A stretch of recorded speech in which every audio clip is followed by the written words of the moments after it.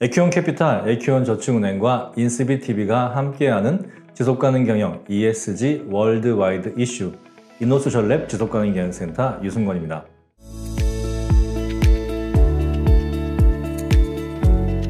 이번 시간에는 국민주권정부의 국정과제와 ESG 전망 두 번째 시간으로 지난 시간에 이어서 사회와 거버넌스 영역을 알아보도록 하겠습니다.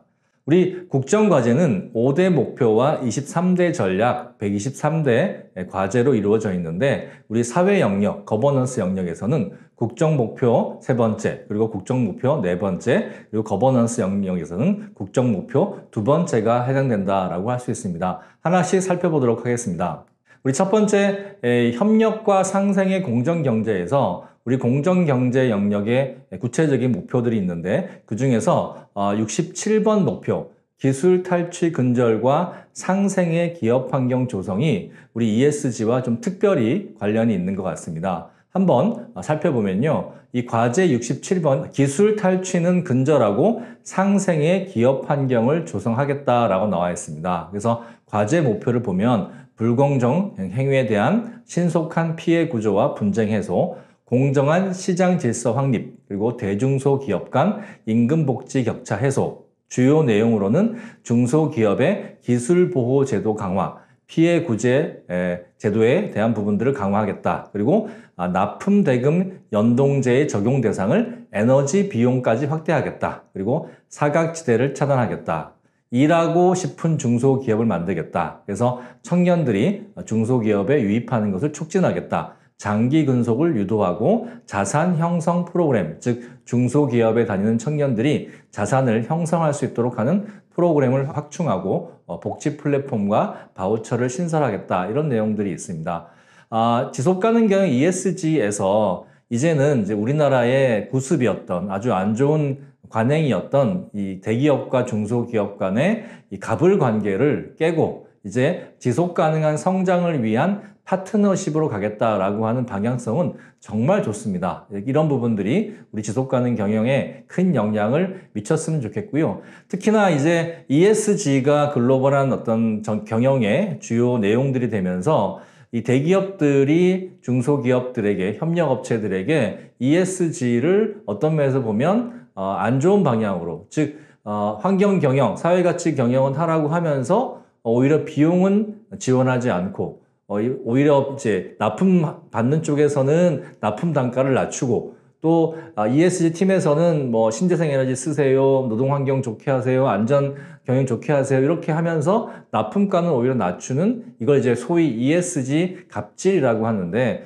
ESG 갑질을 막기 위한 정부의 제도적인 그런 대응이 있었으면 좋겠다라고 하는 부분들이거든요. 그런데 이제 기업에 이번에 납품 대금의 연동제에서 이런 에너지 비용까지를 더하겠다라고 하는 부분들은 굉장히 실현적으로 가능한 일이지 않을까 싶고요. 또 청년들이 일하고 싶은 중소기업에 대한 부분들인데 여러 가지 지금 측면에서 중소기업들이 어려운 점들이 있는데 그중에 제일 중요한 부분 중에 하나가 바로 이 청년들이 중소기업에 취업을 하지 않으려고 하는 부분들이 있습니다. 중소기업에 좋은 인재 인력들이 가야 거기서 또 좋은 제품과 서비스가 만들어지고 그래서 대기업과 이렇게 전체 사회 경제로 이어지는데 이런 부분들을 우리 짧은 5년 동안의 정부 기간이지만 해냈으면 좋겠다라고 하는 바람이 있습니다. 이런 부분들이 ESG와 연결되고요. 또 대기업뿐만 아니라 중소기업에서도 좋은 일자리를 만드는 것 자체가 지속가능 경영을 위해서 매우 필요한 일이기 때문에 이런 부분들은 우리 정부에서 좀 적극적으로 여러 가지 제도들을 마련해 주셨으면 좋겠습니다. 다음으로 기본이 튼튼한 사회에서 생명과 안전이 우선인 사회 그리고 누구나 존중받는 일터인데요. 우리 일하는 모든 사람이 건강하고 안전한 나라가 과제 75로 제시되어 있습니다.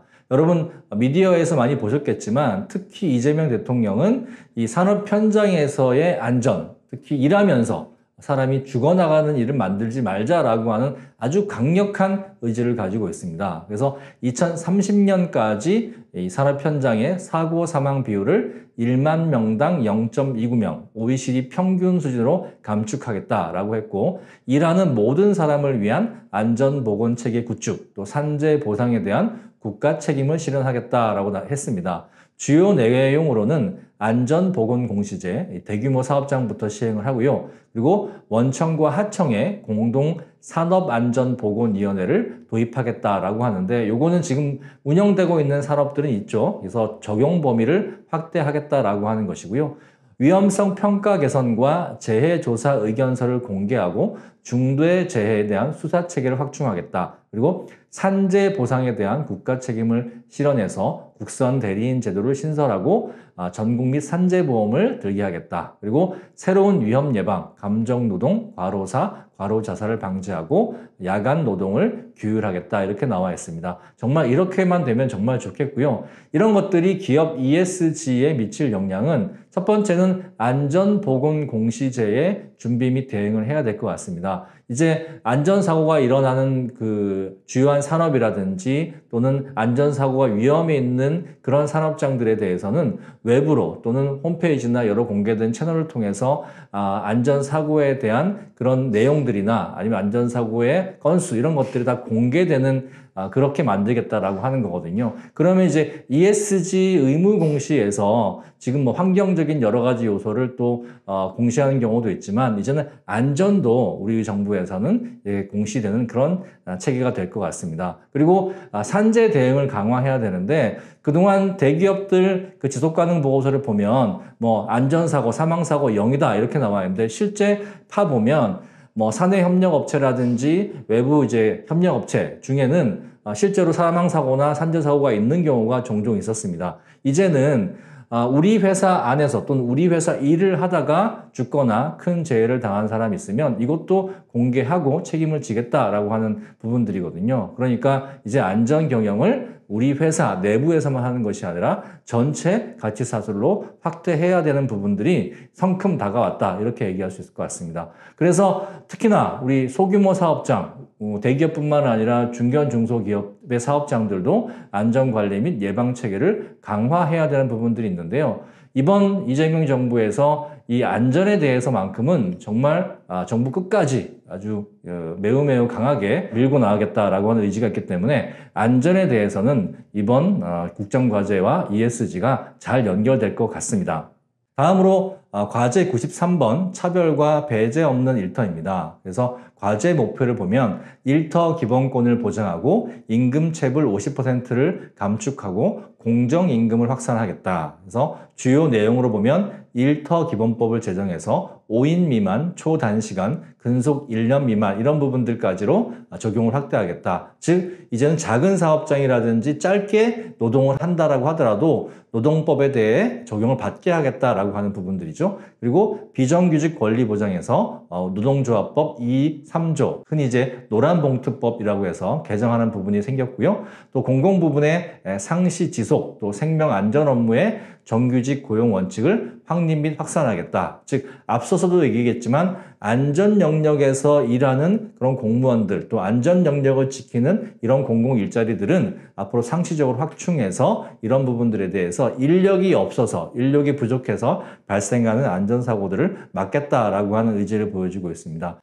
임금 체불 근절과 관련해서 하도급 임금 구분 지급제와 퇴직임금 적용 확대인데 이제는 여러 가지 복잡한 하청 단계 때문에 임금이 체불되는 이런 부분들을 막아보자라고 하는 취지에서 우리 대기업에서 원청에서 임금을 줬으면 중간 단계에서 문제가 발생하지 않도록 하는 그런 제도적인 장치를 마련하겠다라고 하는데 굉장히 좋은 소식인 것 같습니다. 그 다음 건설 물류 수송 노동자의 보호를 강화하겠다. 지금 안전사고와 사망사고가 가장 많이 일어나는 곳이 바로 이 건설과 물류, 수송 노동자입니다. 그렇기 때문에 이런 부분들에 대해서 이제 안전을 강화하겠다 이렇게 부분들인데요. 이것이 기업 ESG에 영향을 미칠 부분은 특히나 비정규직, 협력회사, 노동권의 책임 범위를 확대 관리하는 부분들입니다. 여러분들 이제 지속가능 경영에서 우리 회사의 인권이나 노동권에 대한 책임 범위가 정규직뿐만 아니라 비정규직, 또 비정규직 중에서도 뭐 아주 일시적인 파트타임까지 모든 부분에 있어서 우리가 인원에 대한 부분들을 관리하고 책임지는 것이 기본 원칙인 것을 그동안 우리가 알아왔는데 그런 것들을 제대로 실천하지 못했습니다. 이제는 우리 회사에서 일하는 또 우리 회사와 연결된 그런 협력업체에서 일하는 그런 직원들이 우리 회사가 인권과 안전권과 노동권을 다 우리가 책임져야 된다라고 하는 이제 원칙을 잘 지킬 수 있을 것 같습니다. 그리고 협력회사의 노동조합과 소통하고 협상하는 채널을 운영할 필요가 있다라고 했는데요. 우리 노란봉투법이 지금 시행하기 위해서 준비 단계에 있는데 이제 사내 협력업체라든지 우리의 협력사로 일하는 그 노동조합에서 우리랑 어떤 협상을 요구를 할 때 그런 부분들을 우리가 같이 할 수 있다라고 하는 점이죠. 그래서 이런 부분들도 기업들이 ESG 차원에서 준비해야 할 것 같습니다. 다음으로 과제 94 노동 존중 실현과 노동기본권 보장입니다. 과제 목표를 보면 노동이 존중받는 일터 문화, 또 취약 노동자의 권리 구제 강화, 또 초기업 수준의 노사 교섭 확산, 또 사회적 대화 활성화 이렇게 나와 있고요. 주요 내용으로는 취약 노동자의 권리 구제 강화, 노동법원 설립, 민간노동센터 활성화, 또 산업별, 지역별 교섭 촉진 이렇게 해서 초기업별 교섭 단위를 결정하고 촉진제를 도입하겠다. 또 대화와 참여, 노사관계 구축해서 산업별, 지역별, 업종별, 중층적, 사회적 대화 활성화, 또 노동대표위원회, 상설화 입법 이렇게 한다고 했는데요. 이것이 기업 ESG에 미칠 영향은 우리 취약 노동자의 실태 파악 및 관리를 적극적으로 실행할 필요가 있다라고 하는 점입니다. 우리 대기업에서 보면 우리 정규직 직원들 또는 우리 그 비정규직이라고 하더라도 몇 개월 이상 또 연 단위로 이렇게 일하시는 그런 노동자들에 대해서는 데이터 관리도 하고 뭔가 노력들을 많이 하는데 초단시간 일 단위로 와서 일하는 그런 아르바이트, 파트타임 이런 사람들에 대해서는 제대로 관리를 못하는 일이 종종 발생합니다. 예를 들면 우리 명절 기간에 물류센터에서 일하시는 분들 또 명절 기간에 여러 서비스 판매업에서 일하시는 분들 같은 경우는 사고를 당해도 어디에다 내가 보상을 받아야 될지 이런 부분들이 막막한 경우가 되게 많았었거든요. 그동안 여러분 이제 뉴스에서 보셨겠지만 그런 부분들 초단시간 노동자들에 대해서도 정부에서 보호를 하고 또 그분들이 이렇게 노조를 결성하고 활동을 할 수 있도록 그렇게 하겠다라고 하는 것입니다. 그래서 산업별, 지역별, 업종별 노사 협상에 기업은 대비해야 할 것이고요. 또 취약 노동자의 실태 파악과 함께 단체 교섭과 결사 권리를 보장하는 방안들이 마련할 것이 있다고 봅니다. 그래서 초단시간 근로자라든지 이런 부분들을 많이 활용하는 서비스 업체라든지 물류업체라든지 이런 곳들은 이런 기업들은 이 과제 94 부분을 잘 살펴봐야 하고 대응해야 되겠습니다. 다음으로 과제 95번 일, 가정, 삶이 공존하는 행복한 일터입니다. 과제 목표를 보면 연간 실노동시간을 OECD 평균 수준으로 단축하겠다. 일, 생활균형법, 제도를 개선해서 또 갑질 없는 행복한 일터를 조성하겠다라고 나와 있는데요. 주요 내용으로는 노동시간 단축, 쉼이 있는 일터, 일, 가정, 양립 지원을 강화, 그리고 소상공인, 자영업자의 육아수당을 신설, 또 행복한 일터를 만들겠다 이렇게 나와 있습니다. 이런 부분들이 기업 ESG에 미칠 영향은 첫 번째는 포괄임금제를 폐지하고 노동시간을 단축하고 연차 변경에 대한 부분들을 준비해야 될 것 같습니다. 특히 이제 주 4.5일제로 넘어가겠다라고 하는 내용이 있는데요. 우리 일하시는 근로자들 입장에서는 이제 주 5일제에서 4.5일제로 넘어가는구나 좋아하지만 또 한편으로는 인력이 부족한 중소기업이라든지 자영업자 또 작은 기업을 운영하시는 분은 지금도 이 사람이 없어서 힘든데 어떻게 4.5일제를 하느냐라고 하는 부분에 어려움이 있을 수도 있습니다. 이런 현실적인 문제들을 어떻게 해결할지에 대해서 정부의 지원 제도와 그다음에 인력 확보에 대한 부분들 이런 부분들을 좀 준비해야 될 것 같고요. 또 행복한 일터 제도 및 조직 문화 개선을 시행하는 부분들이 있는데 이제 점점 또 새로운 MZ세대가 회사의 주요한 구성원으로 자리 잡음으로 인해서 회사에 어떤 충성하고 회사의 모든 것을 내가 인생을 다 바치는 것이 아니라 나의 삶의 가치와 회사의 어떤 성과를 균형 있게 가져가는 부분이 점점 더 중요해지고 있습니다. 이런 부분들을 기업의 지속가능 경영 ESG에서 어떻게 잘 대응하고 또 회사가 운영할지에 대한 부분들이 이제는 보다 적극적이고 공식적으로 회사의 조직 문화와 제도화로 자리 잡아야 할 시기가 온 것 같습니다. 다음으로 96번 통합과 혁신의 일자리 정책입니다. 과제 목표를 보면 지역 중심 양질의 일자리 창출하고 고용 안전망의 사각지대를 해소하겠다 이렇게 나와 있습니다. 그래서 주요 내용을 보면 고용 서비스를 혁신하고 지역 주도 일자리, 고용 안정망 확대, 그리고 사회 통합적 고용, 취업 지원 강화 이런 부분들이 나와 있습니다. 특히나 이제 지역 주도 일자리에 대해서 지금 정부가 힘을 많이 쓰고 있는데요. 많은 청년들이 지역을 떠나서 이 수도권에 다 모임으로 인해서 일자리도 불균형이 문제가 발생하고 또 사람이 몰림으로 인해서 지역의 집값이라든지 여러 가지 부분들이 지역과 또 서울 경기가 많이 불균형을 이루는 부분들이 많습니다.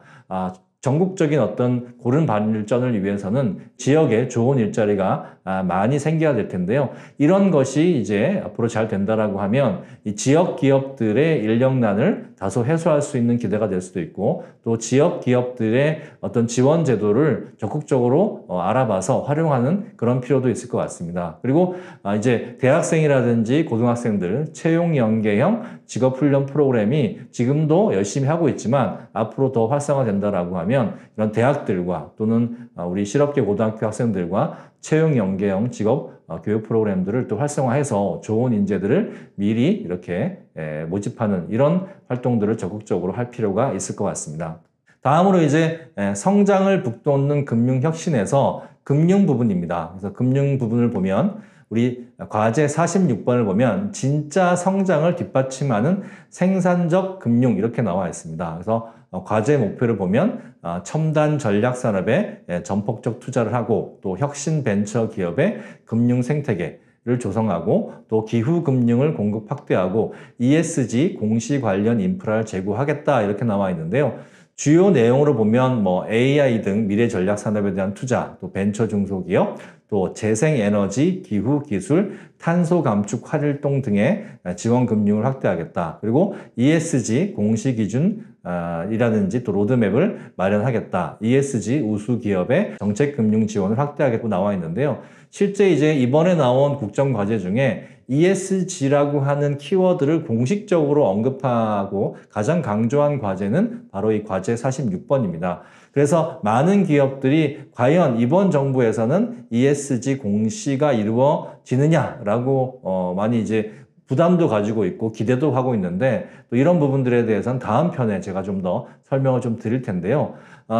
대기업들 같은 경우는 좀 이런 앞으로 우리 기후위기 관련된 부분이라든지 첨단 산업 관련돼서 이 첨단 전략 사업과 관련된 소셜 벤처 지원 기금의 조성에 참여해야 되는 이런 좀 부담이 있을 수 있을 것 같은데 이미 지금 큰 대기업을 중심으로 우리 벤처들과 이런 새로운 지속 가능한 비즈니스, 특히 기후 비즈니스라든지 AI 비즈니스 이런 걸 관련해서 투자를 많이 계획하고 있는 것으로 알고 있습니다. 그 다음 이제 중요한 부분이 바로 이제 빨간색으로 표시를 해놨는데요. 상장사들의 ESG 공시 의무화를 대비해야 된다. 이 공시 의무화에 대해서는 우리 다음 편에서 보다 자세하게 글로벌 우리 트렌드와 함께 살펴보도록 하겠습니다. 그리고 국민연금의 ESG 관리 강화가 된다라고 했는데요. 저는 이제 개인적으로 볼 때 우리나라 국민연금이 세계에서 손꼽히는 규모를 가지고 있는데 우리나라 국민연금만 이 지속가능 경영 ESG의 투자를 적극적으로 한다라고 하면 우리나라의 많은 기업들이 이 지속가능 경영을 더 잘하는, 더 적극적으로, 더 능동적으로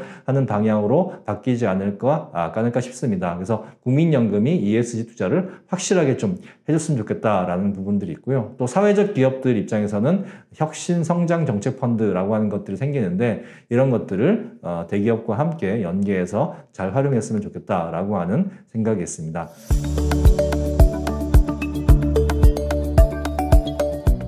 에큐온캐피탈, 에큐온저축은행과 인스비TV가 함께하는 지속가능 경영 ESG 월드와이드 이슈 국정과제와 ESG에 대해서 알아봤는데요. 이제 이번 정부, 국민주권 정부에서 하는 정책과 우리 ESG가 어떻게 연결될지 기대 포인트를 전체적으로 한번 살펴보겠습니다. 우리 환경 영역에서는 크게 두 가지인데요. 신재생 에너지가 공급이 증가할 것이다. 그래서 주요 산단과 대기업 생산시설 중심으로 갈 것 같습니다. 조금 아쉬운 것은 이게 단기간 내에 이루어지는 것이 아니라 신재생 에너지를 공급하려면 최소한 5년, 10년 이렇게 걸리는데 그동안 우리가 또 기업은 기업 나름대로 또 준비를 하고 또 또 신재생 에너지에 대한 자가발전 방안을 또 마련하는 것이 좋겠다는 생각입니다. 두 번째가 기후변화에 대한 대응, 또 순환경제, 생태계 보호에 대한 중요성을 국정과제에서 또 확인하고 있습니다. 때문에 이제는 ESG라고 하는 그 키워드 자체가 국정과제에 몇 번에 들어갔느냐라고 하는 것이 중요한 것이 아니라 더 큰 차원에서 본다라고 하면 기후변화에 대한 대응, 또 자원에 대한 순환, 그 다음에 생태계 보호 이런 부분들이 국정과제의 여러 환경 영역에 들어가 있기 때문에 이제는 글로벌 가이드라인이 아니더라도 우리나라 정부의 국정과제만 보더라도 이런 지속가능 경영에 있어서 ESG에 있어서 환경 영역에서 필수적인 부분들이 이제 기업들이 책임지고 해야 된다라고 하는 부분들을 알 수 있을 것 같습니다. 그 다음에 이제 사회 영역에서는 안전 영역에서 우리 위험의 외주화에 대한 종료의 기회가 된다. 그동안 우리 직원들은, 우리가 직접 고용한 직원들은 잘 보호했지만 위험한 일들, 또 더러운 일들, 그 다음에 힘든 일들 이런 부분들에 대해서는 자꾸 외주화를 시키고 또 자꾸 파트타임을 시키고 비정규직화하는 그런 어떤 기업이 자기의 책임을 면책하는 방식으로 많이 외주화했습니다. 절대 옳은 방향이 아닌 거죠. 그래서 이번 기회에, 이번 정부 때 이런 부분들이 우리 사회가 좀 이런 위험을 외주화하는 부분들에 대해서 탈바꿈하는 그런 기회가 됐으면 하는 기대가 있습니다. 또 공정거래 측면에서도 공급망의 ESG 확산에 대한 공동 책임 근거, 그래서 안전이라든지 노동권 문제라든지 임금 문제라든지 또는 ESG에 대한 시행 비용에 대한 지원이라든지 이런 부분들이 S 영역에 들어가 있거든요. 이런 부분들이 잘 시행된다라고 하면 이제는 대기업들이 더 이상 갑질, 이런 갑을관계, 이런 관계를 생각해서 기업을 운영하는 것은 더 이상 끝났으면 좋겠다라고 하는 점이고, 노사 관계에 있어서도 역시 협력사의 노동기본권을 보장하는 것.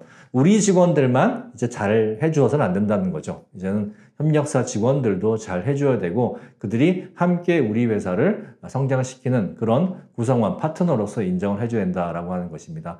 마지막으로 거버넌스 영역에서 ESG에 대한 정보 공개가 앞으로 실제화될 것이다 라고 얘기했는데요. 언제가 될지는 확실하지 않지만 우리 글로벌한 지속가능 경영 트렌드로 본다라고 하면 의무화돼야 되는 것이 맞습니다. 그래서 정보 공개, 의무화 로드맵을 가시화하면서 기업들도 준비를 해야 된다. 그래서 결론적으로 말씀드린다라고 하면 국정과제는 이제 첫 번째 발표가 됐기 때문에 이제 앞으로 5년 동안 계속 이것이 어떻게 실행될지에 대한 계획이나 또는 수정 과제가 나오겠죠. 그것을 잘 살펴봐서 관련 제도의 변화를 민첩하게 모니터링하고 이것을 내부 공유할 필요가 있다라고 하는 점이고, 이재명 정부의 장점으로 좀 보는 것은 이게 실용적인 또 그 스타일로 국정 운영을 하고 있기 때문에 이게 뭔가 잘못됐다라고 하면 빨리빨리 또 바꿀 것 같아요. 그래서 그런 부분들이 어떻게 바뀌어갔는지라고 하는 것들을 잘 살펴봤으면 좋겠고, 그리고 기업 스스로